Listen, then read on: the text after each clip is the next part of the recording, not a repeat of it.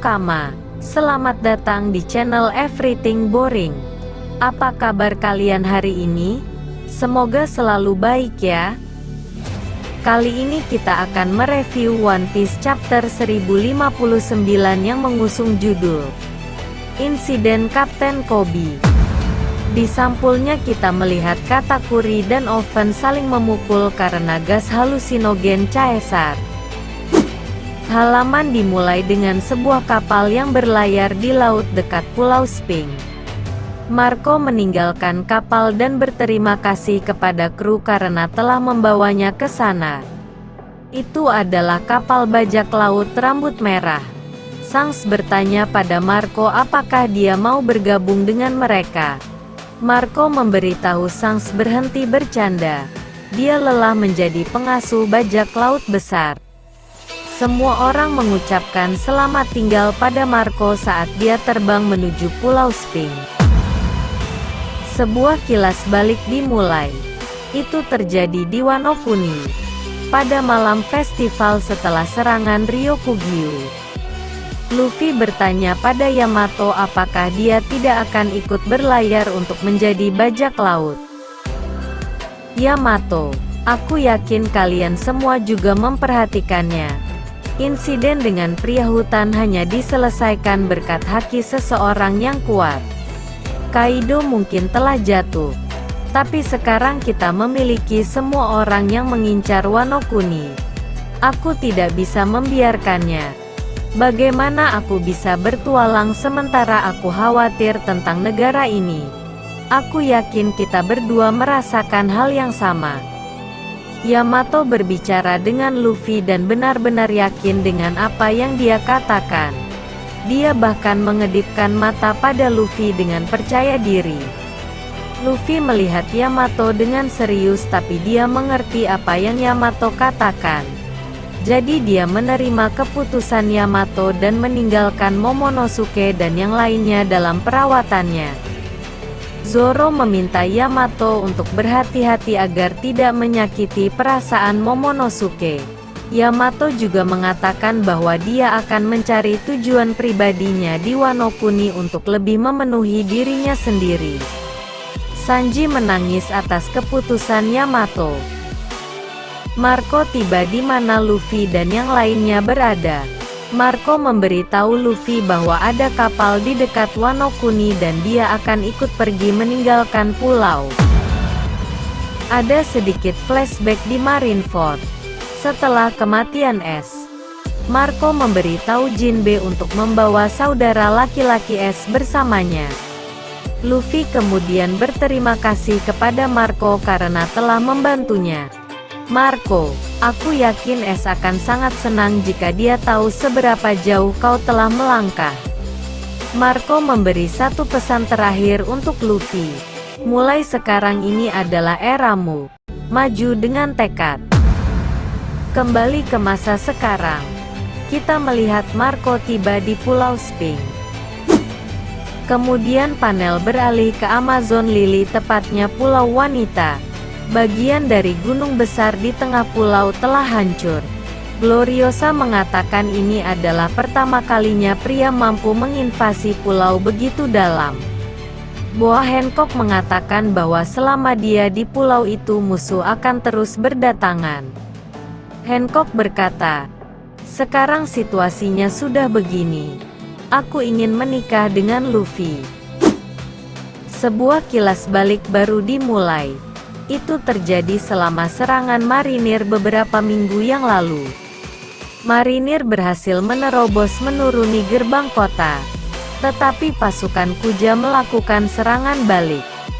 Marinir kemudian memerintahkan untuk mengirim pasifista baru yang disebut Serapim ke garis depan dan memerintahkan untuk mengaktifkan kamera perekam.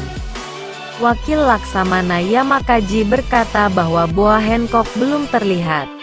Seorang gadis kecil dengan sayap dan api di punggungnya muncul di depan Marguerite dan Sweet Pea. Tetapi mereka tidak ingin berkelahi dengan anak kecil. Gadis yang memiliki pupil berbentuk bintang menembakkan laser dengan tangannya seperti pasifista yang kita sudah tahu. Tiba-tiba, kapal bajak laut Blackbeard muncul di belakang kapal perang marinir. Gempa laut yang kuat mendorong kapal perang dari jalur Blackbeard ke Amazon Lily. Teach mendarat di pulau dengan Katarina Devon dan Vasco Shot. Teach, zehahaha. Aku di sini untukmu Ratu Bajak Laut. Tidak mungkin aku akan membiarkan kekuatanmu jatuh ke tangan marinir. Katarina mengatakan bahwa Hancock memiliki wajah yang indah sehingga dia ingin kepala Hancock untuk dijadikan harta karunnya. Teach memberitahu Katarina bahwa dia bisa melakukan apapun yang dia inginkan selama dia bisa mendapatkan kekuatan Hancock. Vasco mengatakan lebih baik menangkap Hancock hidup-hidup dan membawanya bersama mereka. Merin meminta wakil Laksamana Yamakaji untuk memberi mereka perintah untuk menyerang Blackbeard. Tapi Yamakaji mengatakan mereka harus menunggu izin dari kantor pusat. Teach menyerang marinir dengan gura-gura Nomi. Dia menyuruh Boa Hancock untuk keluar. Kobe masuk bersama sekelompok marinir di kota Kuja dan mencoba berunding dengan Boa Hancock. Kobe, Hancock-san. Kami tidak ingin menggunakan kekerasan. Jika kau ikut dengan kami, aku berjanji kami akan segera pergi. Marigold dan Sandersonia menyuruh adiknya menjauh, karena mereka akan mengurus marinir.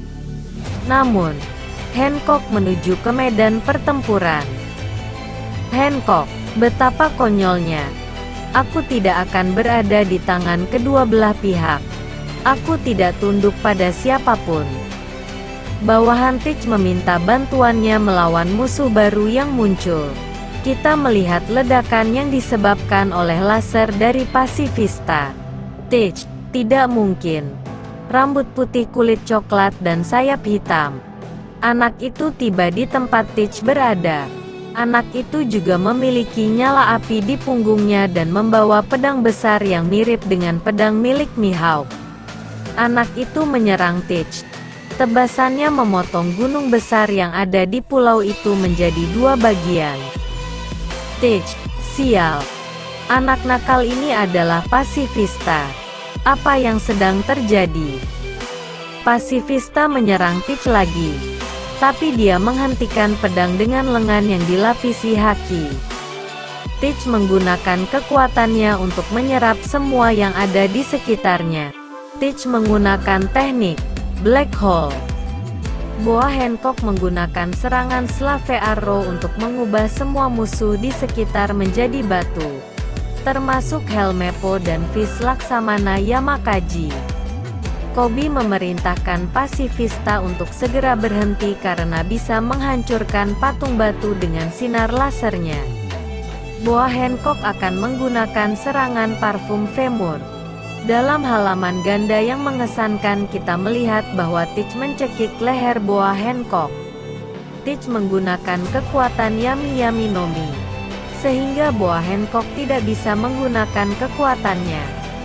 Kita melihat bounty terbaru dari mereka berdua.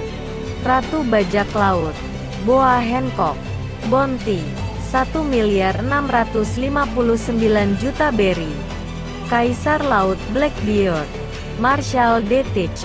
Bounty, 3.996.000.000 berry. Saat Teach mengatakan ini, kita melihat bahwa bahkan Katarina Devon dan Vasco Shot telah berubah menjadi batu. Kobe tidak tahu apa yang harus dilakukan dalam situasi ini. Teach memberitahu Hancock bahwa dia telah dengan sabar menunggu untuk mendapatkan kekuatannya. Hancock mengatakan kepadanya bahwa kekuatannya dibangun atas kecantikannya sendiri. Jika Teach membunuhnya, mereka yang telah berubah menjadi batu akan tetap menjadi batu. Bahkan pengguna Mero-Mero Nomi berikutnya tidak akan bisa mengembalikannya. Kobe mengatakan bahwa Hancock adalah masalah yang lebih besar dari yang dia bayangkan. Teach, situasi ini sepertinya tidak akan kemana-manakan pahlawan Kobe. Kau membantuku dalam insiden pelabuhan Rocky. Berkatmu aku bisa mengalahkan Wang Zi dan menjadi bos dari Pulau Bajak Laut. Apakah kau benar-benar berpikir jika membiarkan dia pergi, dia akan menjadi baik dan membuat semua orang kembali normal? Hancock, aku akan melakukannya jika kalian semua meninggalkan pulau. Teach mencekik leher Boa Hancock lebih erat dan berkata, itu bohong. Saat aku melepaskanmu, kau akan menyerang kami. Ini situasi yang sulit. Jadi kurasa aku harus membunuhmu. Tiba-tiba, seseorang dengan haki yang sangat kuat muncul. Raja Kegelapan menghentikan situasi ini. Rayleigh berkata, maaf Hancock, aku terlambat. Rayleigh menghunus pedangnya pada Teach. Rayleigh, hei murid Whitebeard. Aku tidak terlalu dewasa untuk mengatakannya. Tapi aku tidak menyukaimu. Bawahan Kobe dan Teach panik. Rayleigh terus berbicara, Hancock, kembalikan semuanya menjadi normal. Aku akan menjadi saksinya. Kalian semua akan meninggalkan pulau ini tanpa melakukan tindakan bodoh apapun. Kembali ke Amazon Lily di masa sekarang. Kami melihat bahwa Rayleigh tidak tiba di pulau sendirian. Saki bersama dan kita menemukan identitas aslinya. Saki adalah putri Amazon Lily dari 2 generasi yang lalu. Mantan Kapten Bajak Laut Kuja. Rayleigh, sejujurnya, aku sudah tua sekarang. Jadi aku tidak akan bisa mengalahkan Blackbeard saat ini. Rayleigh mengatakan bahwa tampaknya marinir percaya bahwa mereka akan dapat menggantikan si Cibukai dengan senjata yang mereka bawa ke pulau ini. Marigold dan Sandersonia membicarakan mereka. Sandersonia, salah satu dari mereka terlihat persis seperti kakak perempuan kita ketika dia masih kecil. Kami melihat gambar wajah Serapim yang digunakan marinir di Amazon Lily. Memang, wajahnya persis sama seperti wajah Boa Hancock saat masih kecil, meskipun pupil matanya berbentuk bintang. Chapter berakhir dengan kapal marinir yang melaporkan apa yang terjadi di Amazon Lily. Mereka mengatakan bahwa Kapten Kobe telah diculik. Halaman terakhir memperlihatkan surat kabar dengan foto Kobe. Pahlawan pelabuhan Rocky telah diculik oleh Yonko Blackbeard dan kru bajak lautnya. Keadaannya saat ini tidak diketahui. Demikian review One Piece chapter 1059 yang sangat mengejutkan ini. Bagaimana menurut kalian tentang chapter kali ini? Sampaikan pendapat kalian di kolom komentar. Jangan lupa nantikan update One Piece di video selanjutnya. Dan terima kasih.